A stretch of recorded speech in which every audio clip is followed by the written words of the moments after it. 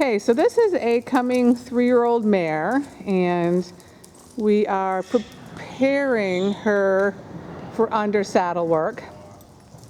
She has been bit, she's had some long lining through a surcingle, and today we're gonna long line her through the saddle. So we basically tie the stirrups together underneath her belly, and we run the long line through the stirrup to her mouth and just tie the reins up to the horn. I like to do this, one, to confirm that we can get this horse up to the bridle, confirm that she can bend and turn, and this also helps desensitize them to the line a little bit, because sometimes when that line gets around their hindquarter and they feel that, it will make them kind of scoot and run sometimes, and sometimes they'll actually even buck at it. So we'll go ahead and have this student go ahead and jog her around.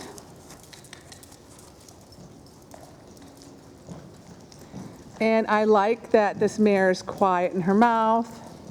I like that she's tracking up underneath herself.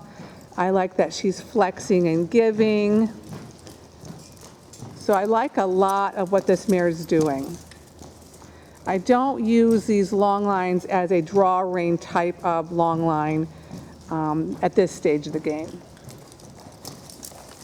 And let's see if she'll lope off, Alex.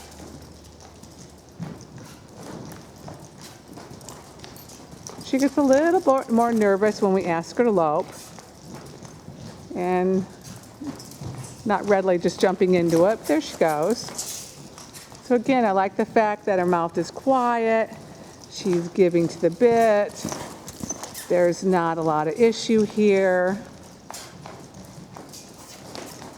Alex is working a lot on kind of desensitizing her with that line. And so I'm pretty happy about this. Okay, go ahead and trot her and walk and reverse her. And then let her come off of the fence a little bit. And then when you turn her, I would really like to see her bend and walk through the turn as much as possible and not pivot or turn quickly and abruptly. So I kind of like a circle if you were sitting in the middle of her back, kind of a bend. Good, so that was good. And then you can go ahead and trot off this way. So there's no reason that you can't do this outside of a round pen or ground drive them like this before you get on them. I just use this as a checklist before we get on to these young horses that we can do this with them. And so I think she's ready to have Alex try to lay over her back and get on her. And we'll try to videotape that as well so you can see the progression that takes place. Then go ahead and lope her again.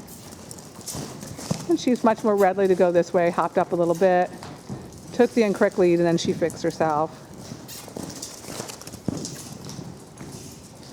And then jog her. And walk.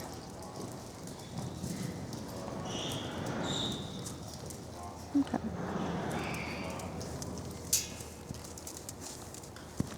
All right, so I'm pretty happy how she's doing this. So I think she has checked that off our little checklist before we go ahead and think about getting on these horses, and I think she's ready to try that tomorrow.